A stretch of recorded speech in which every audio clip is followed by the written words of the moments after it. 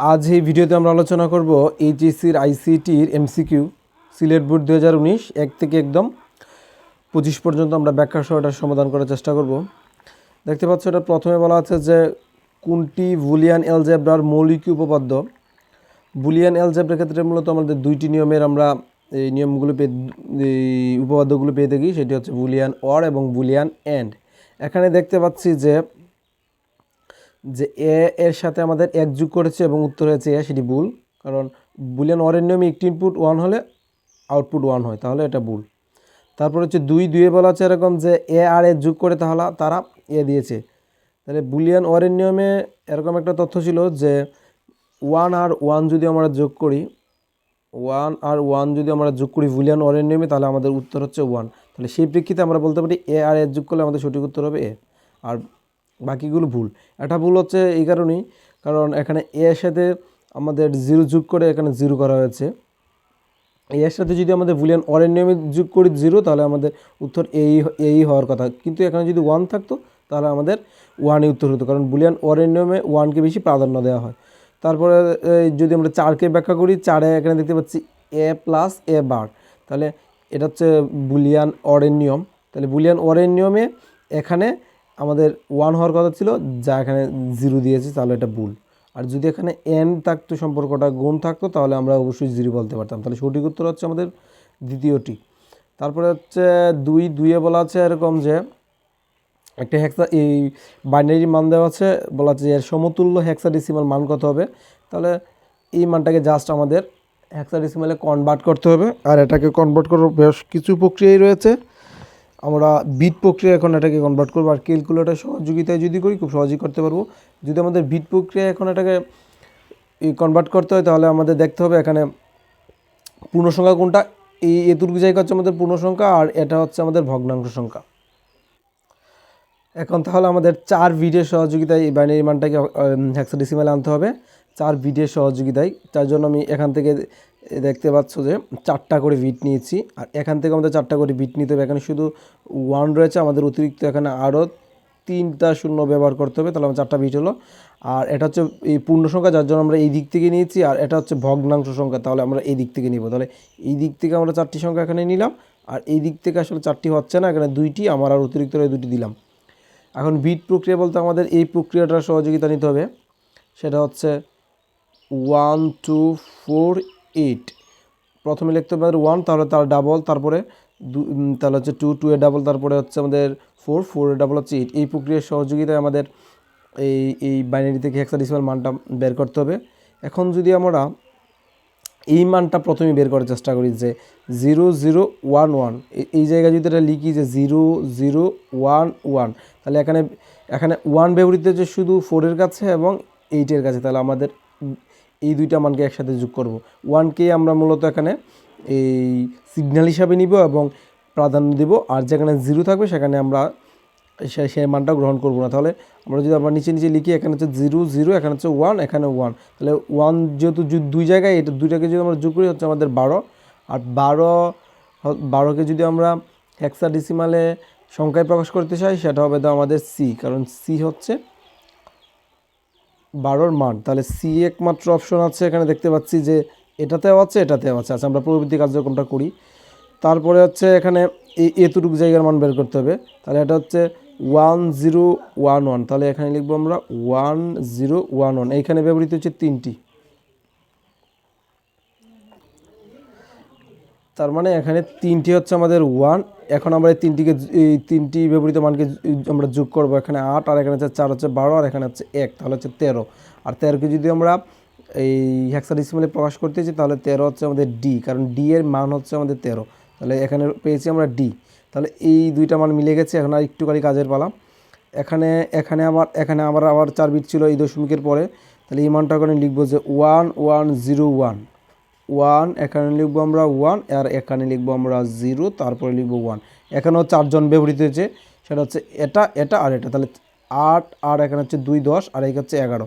তাহলে আমরা 11 যদি আমরা হেক্সাডেসিমালে প্রকাশ করি, সেটা হচ্ছে আমাদের বি, আর এই হচ্ছে আমাদের বি। তাহলে সঠিক উত্তর আমরা বলতে পারি এটাকেই, কারণ তারপরে শুধু বাকি থাকবে আমাদের 1, আর এখানে এই দিক দিয়ে তো শূন্যই ছিল, এই শূন্য তেমন ভ্যালু নেই, তাহলে আমরা বলতে পারি 1B পয়েন্ট ডিসি। তারপর হচ্ছে 3 বলা আছে কোনটি ডাটাবেজের ভিত্তি। ডাটাবেজের ভিত্তি হচ্ছে ফিল্ড, কারণ সেই ফিল্ডের সম্বন্ধে একটা টেবিল তৈরি হয়, আর এই টেবিলের মেইন ভূমিকাই পালন করে মূলত ফিল্ডগুলো, আর অনেকগুলো ফিল্ডের সহযোগিতায় মূলত আমাদের রেকর্ড তৈরি হয়। তাহলে সঠিক উত্তর এখানে ফিল্ড। তারপরে একটা উদ্দীপক দেওয়া আছে HTML এর, এবং 4 বলা আছে উদ্দীপকে ব্যবহৃত রঙের সমতুল্য হেক্সাডেসিমাল কোড কোনটি। এখানে রেড কালার আমরা স্পষ্ট দেখতে পাচ্ছি, আর রেড কালার জন্য আমাদের একটা মুখস্থ কোড আছে হেক্সাডেসিমাল ক্ষেত্রে, সেটা হচ্ছে #FF 4টা 0। তাহলে সঠিক উত্তর হচ্ছে আমাদের প্রথমটি। 5 বলা আছে যে উদ্দীপকে HSC এক্সাম শব্দের জন্য ব্যবহৃত ট্যাগের এট্রিবিউট হতে পারে। এই জায়গায় আমরা কোন এট্রিবিউট আরও ব্যবহার করতে পারি চাইলেই। এখানে আমরা চাইলে আমরা সাইজ ট্যাগ ব্যবহার করতে পারি এবং ফেস ট্যাগও ব্যবহার করতে পারি ফোন কালারের ক্ষেত্রে। কিন্তু এই হার্বটা মূলত আমাদের লিঙ্ক অ্যাডজাস্ট করার ক্ষেত্রে বা হাইপার লিঙ্ক করাতে ব্যবহৃত এই হার্বটা। এখানে এরকম কোনো টপিক ছিল না, যার জন্য আমরা সঠিক উত্তর বলতে পারি 2 এবং 3কে। তাহলে 5-এর উত্তর হচ্ছে 3। তারপরে হচ্ছে 6 বলা আছে RDBMS সফটওয়্যার হচ্ছে কোনটা। RDBMS মানে রিলেশনাল ডাটাবেজ ম্যানেজমেন্ট সিস্টেমের সফটওয়্যার, সেটা হচ্ছে আমাদের MySQL এবং MS Access। আর তাহলে আমাদের সঠিক উত্তর হচ্ছে এখানে প্রথমটি এবং শেষেরটি। যেটা MS Excel যেটা, সেটা মূলত আমাদের স্লাইড তৈরির ক্ষেত্রে ব্যবহৃত হয়, সেটা হবে না। তাহলে সঠিক উত্তর হচ্ছে আমাদের 6-এর 2। 7 বলা আছে একটি IP অ্যাড্রেসকে প্রকাশের জন্য মোট কতটি বিটের প্রয়োজন হয়। সেটি হচ্ছে আমাদের 32 বিট। 32 বিটের সমন্বয়ে মূলত আমরা একটি IP অ্যাড্রেসকে প্রকাশ করে থাকি। তারপরে হচ্ছে 8 একটি হেক্সাডেসিমাল মান দেওয়া আছে, বলা আছে যে এর পরবর্তী মান বের করতে হবে। সংখ্যা পদ্ধতির ক্ষেত্রে যদি আমাদের পরবর্তী মান বের করতে হয়, তাহলে এই মানের সাথে আমাদের আরও অতিরিক্ত এক যোগ করতে হয়। তাহলে আমরা যদি EFF এই মানের সাথে আরও অতিরিক্ত এক যোগ করি, তাহলে কীরকম হয় দেখি।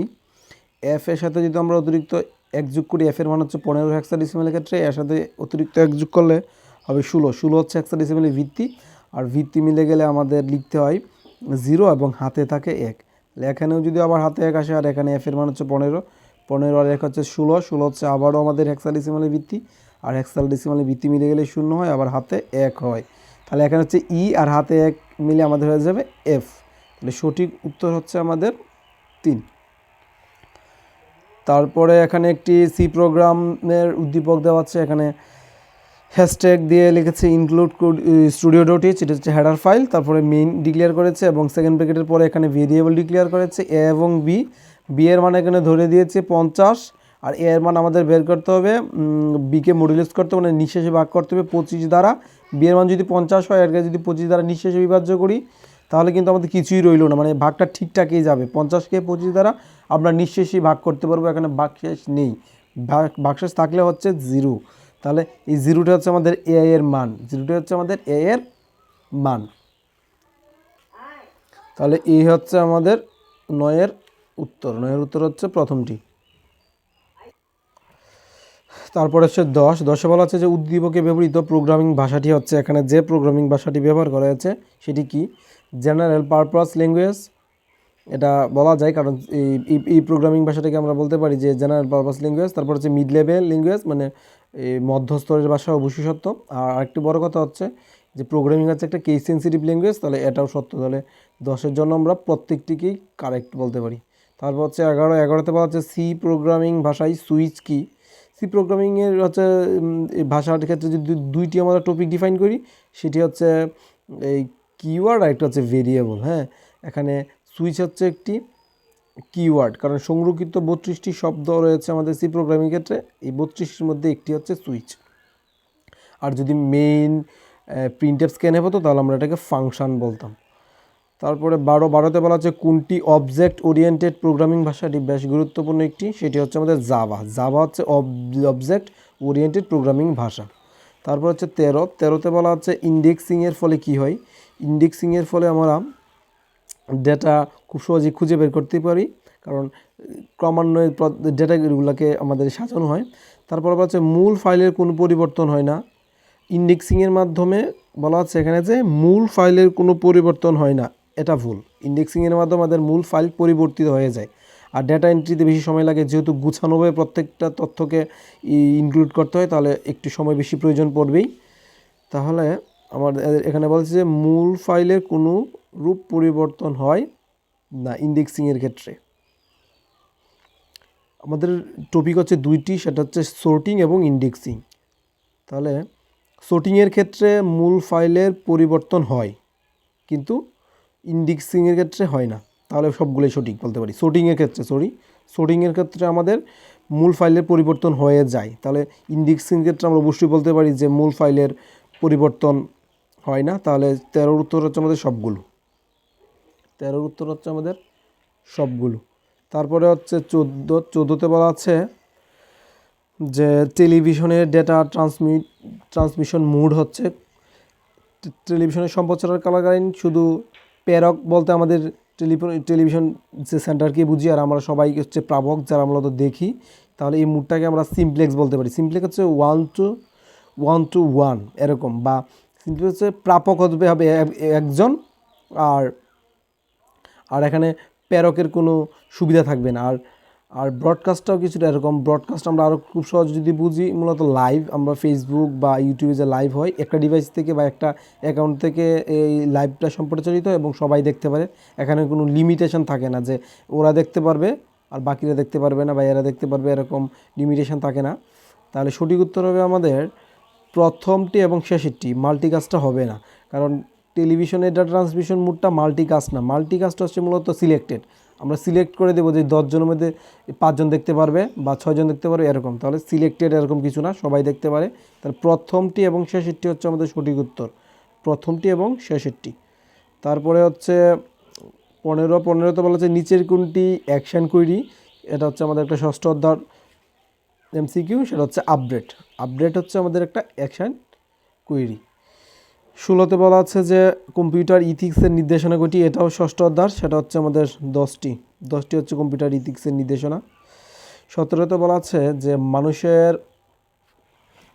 মানুষের চিন্তাভাবনাকে যন্ত্রের মাধ্যমে প্রকাশ করার প্রযুক্তিটি কি হচ্ছে আমাদের ভার্চুয়াল রিয়েলিটি, মানে কৃত্রিম বুদ্ধিমত্তা। সঠিক উত্তর হবে এটি। তারপরে 18তে বলা আছে যে আচরণগত বৈশিষ্ট্যের বায়োমেট্রিক্স হচ্ছে ভয়েস রিকগনাইজেশন, টাইপিং কি স্ট্রোক। তাহলে শেষ দুইটি আমাদের সঠিক উত্তর, আর ফেস রিকগনিশনটা হবে না। তারপরে 19এ বলা আছে যে IEEE 802.11 প্রযুক্তি ব্যবহারের কোন নেটওয়ার্কটি তৈরি করা যাবে। এটা মূলত আমাদের ওয়্যারলেস যে নেটওয়ার্কটা সেটাকে বোঝানো হয়েছে। এটা হচ্ছে আমাদের ওয়াইফাইয়ের। 11টা হচ্ছে ওয়াইফাইয়ের, আর যদি এখানে 16 থাকতো তাহলে হচ্ছে ওয়াইম্যাক্স, আর 15 থাকলে ব্লুটুথ। তাহলে ওয়াইফাইয়ের মাধ্যমে আমরা একমাত্র যে নেটওয়ার্কটা তৈরি করতে পারি সেটাকে আমরা ল্যান বলি, মানে লোকাল এরিয়া নেটওয়ার্ক। তারপরে একটি গেটের চিত্র দেওয়া আছে, এখানে বলেছে পি এর মান কোনটি হবে। তাহলে এখানে এ এবং বি এর সম্পর্ক হচ্ছে আমাদের নর। তাহলে এখানে বলতে পারি এ প্লাস বি, এবং নরের জন্য আমরা হোলবার দিব। আর এই দিক থেকে শুধু ইনপুট হিসেবে দেখতে পাচ্ছি ভি, এদিক দিয়ে আমাদের গিয়েছে বি, এবং এই দুইটা সম্পর্ক হচ্ছে যৌগের। তাহলে আমরা এখানে যদি যোগ করি যে এ প্লাস বি হোলবার, আবার যোগ চিহ্ন যদি আমরা বি লিখি, তাহলে আমাদের এই জায়গায় একটু ভাঙতে হবে। আমাদের বুলিয়ান নিয়মে যদি এটা ভাঙি, এখানে বার হবে, আর এই জায়গায় আমাদের প্লাস চিহ্নটা পরিবর্তন হয়ে এখানে ইনটু হয়ে যাবে, এবং বি এর উপর আমাদের বারটা পড়বে। আর এই দিক দিয়ে আমরা প্লাস তো প্লাসই লিখবো, আর এই দিক দিয়ে বি তো বিই লিখবো। এখন এই বুলিয়ানের বিভাজনের সূত্র অনুযায়ী যদি আমরা এখানে অ্যাপ্লাই করি, তাহলে এরকম হবে এই বি একবার আমাদের এটার সাথে যোগ আকারে বসবে, আবার এই বি আবার এটার সাথে যোগ আকারে বসবে। তাহলে এরকম যদি করি তাহলে হবে এ বার প্লাস বি, এদিক দিয়ে হচ্ছে এ বার প্লাস বি, আর এই দিক দিয়ে আমাদের থাকবে বি বার প্লাস বি। এটার মান হচ্ছে আমাদের 1, এটা আমাদের না বিবেচনা করলে চলবে। এই অংশটুকু কোথায় আছে দেখবো আমরা, এ বার প্লাস বি রয়েছে আমাদের 2, এসে সঠিক উত্তর হচ্ছে আমাদের 2। তারপরে তারা বলেছে এরকম যে এই পি এর মান আমাদের 0 প্রয়োজন, হ্যাঁ 0 প্রয়োজন। তাহলে আমাদের এই ভেরিয়েবলগুলো আছে এ এবং বি এর যে ভেরিয়েবল, তাদের মান আসলে কি ধরতে হবে। তাহলে আমাদের এই জায়গায় পি এর মান আমাদের পেতে হবে 1। আচ্ছা, এই দিক দিয়ে যদি আমাদের 1 পেতে হয় তাহলে এই গেটটা চিন্তা করতে হবে, এটা হচ্ছে OR গেট। আর OR গেটের ক্ষেত্রে মুখ্য বিষয় হচ্ছে আমাদের এই দিক থেকে আমাদের অবশ্যই 1 পেতে হবে। এই দুইটা থেকে যে কোনো একটি 1 পেলে আমাদের আমাদের 1 হবে, কিন্তু তারা এখানে বলেছে যে 0 হতে হবে পি এর মান। তাহলে 0 পেতে হলে আমাদের এই দিক দিয়ে 0 পেতে হবে, এই দিক দিয়ে 0 পেতে হবে, মানে বি এর মান আমাদের অবশ্যই 0 প্রয়োজন, এবং মানে এই দিক দিয়ে যা আসবে আর কি তাও 0 পেতে হবে, তাহলে একমাত্র আমাদের পি এর মানটা 0 পাবো। আর যে কোনো একটি 1 হয়ে গেলে কিন্তু আমাদের উত্তর 1 হয়ে যেত। তাহলে এখন দেখি যে বি এর মান 0 কোথায় আছে। এখন যদি আমরা খেয়াল করি যে বি এর মান এখানে 1 এখানে 1, তাহলে এটা তো কোনো সময় হবে না। এখানে বি এর মান 0, এখানে বি এর মান 0, তাহলে এই দুইটা থেকে যে কোনো একটা চুজ করতে হবে। তাহলে এই দিক দিয়ে মানটা আমাদের দেখতে হবে যে এই দিক দিয়ে এ এবং বি এর ইনপুটটা দিয়ে কোনটা আসলে হয়। এখানে যদি আমরা এই কাজটা করি যে এ এর মান 1 ব্যবহার করি এবং বি এর মান 0 ব্যবহার করে দেখি এই জায়গায়, এখানে হবে আমাদের এ এর মান 1 এবং বি এর মান 0। এ আর এখানে এ এর মান 1 আর 0 যদি আমরা যোগ করি শুধু এতটুকুর তথ্যের ভিত্তিতে, তাহলে আমাদের হচ্ছে 1, কিন্তু এই নটের কারণে আমাদের এই মানটাকে উল্টিয়ে নিতে হবে। তাহলে এটা আর এটা যদি যোগ করি তাহলে আমাদের মান হবে 1, আর এই নটের কারণে মানটা উল্টে 0 হয়ে যাবে, তাহলে অবশ্যই এখানে 0 পাচ্ছি। তাহলে এই 0, আর এখানে তো বি এর মান তো 0 আগের থেকেই ছিল, তাহলে এই 0-র সাথে এই 0 আর 0 যদি যোগ করি আমাদের কাঙ্ক্ষিত মান 0 হবে। তো সঠিক হবে আমাদের গ। আর এটা সঠিক না, এই এ এবং বি এর মান যদি শুরুর থেকে আমরা 0 ধরি তাহলে এই জায়গায় এখানে 1 চলে আসবে, তাহলে তো আমার হলো না। তাহলে সঠিক উত্তর হচ্ছে আমাদের 3। তারপরে 22-এ বলা আছে যে ডেটা কমিউনিকেশন মাধ্যম হচ্ছে মানে ডেটা এই যোগাযোগের ক্ষেত্রে মাধ্যম হিসেবে কোনগুলো কাজ করে। টুইস্টেড পেয়ার কেবল অবশ্যই প্রয়োজনীয়, রেডিও ওয়েভ প্রয়োজন পড়ে, মডেম তো আমরা জানি যে সিগন্যালকে ডিজিটাল এবং অ্যানালগ করার ক্ষেত্রে ব্যবহৃত হয়। তাহলে 22 সঠিক উত্তর হচ্ছে আমাদের সবগুলো। 23-এ বলা আছে নেরো ব্যান্ডের সর্বোচ্চ গতি কতটুকু, সেটা হচ্ছে 1 বিপিএস থেকে 300 বিপিএস পর্যন্ত। তাহলে সর্বোচ্চ হচ্ছে আমাদের প্রথমটি 300 বিপিএস। তাহলে তাহলে আমাদের সঠিক উত্তর হবে 300 বিপিএস। তারপরে একটি উদ্দীপক দেওয়া আছে এবং উদ্দীপকটিতে বলা হচ্ছে মিস্টার সালাম উচ্চ ফলনশীল ধান উৎপাদন নিয়ে গবেষণা করছেন।